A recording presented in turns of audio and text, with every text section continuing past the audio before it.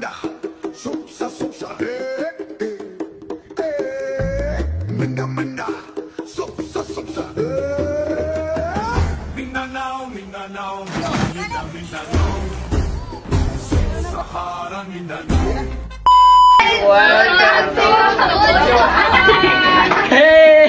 Dahil nga ang init dito sa Africa Este sa Mindanao, kaya naisipan namin mag-swimming. So, nandito kami ngayon sa port, naghihintay ng bangka, and dito lang yan sa may malapit sa may Marine Sanctuary Museum. So guys, bago kayo makapunta dito sa Cabudjoan Islet, Claver, Surigao del Norte, kailangan nyo muna magpabook sa tourism office ng Claver. So yun, after ilan minutes na paghihintay, nakasakay na rin kami ng bangka. Yung binayaran nga pala namin sa bangka, 1,000 pesos for 10 packs na yun. Then 15 minutes yung biyahe mula sa port hanggang dun sa may Cabudjoan Island. So maganda naman yung view kasi makikita ka ng mga islands. So pagdating namin dyan, sobrang blue ng tubig. Hindi na drawing, guys. Hindi na drawing. Welcome to Cabudjoan. Cabudjoan. So yun. Pero ang ganda niya. Sobrang hindi ko na-expect yung tubig. Ang linaw rin pala niyan. And then blue. Kitang-kita mo yung mga maliliit na isda sa ilalim. Tinan mo. Meron din kami nakitang jellyfish pero harmless naman siya, hindi siya makatay. So yun, ito yung lighthouse nga pala. 100 steps yan. Then, pwede pumunta sa pinakatuktok. Ayan yung mga cottages. Meron silang 6 cottages ata dyan. Ang maganda dito, hindi siya crowded since limited lang yung mga tao na pwede pumunta. May mga dala na pala kami ready to eat food na since walang lutuan sa isla and bawal po magluto dyan. Then bumili na rin kami ng maraming yelo galing sa port since walang pilihan dito ng yelo. Yan, kumain muna kami syempre bago maligo at ikutin yung isla.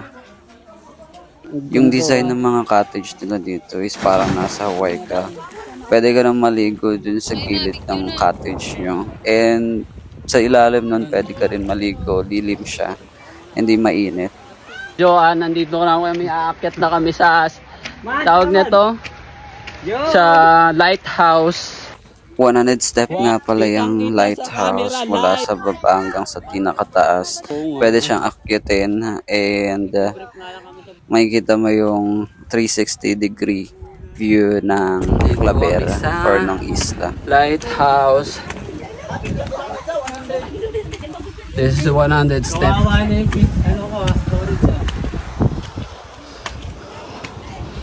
Taas ah. Wow! Ang taas ko na. Parang makikita ko na si Lord eh.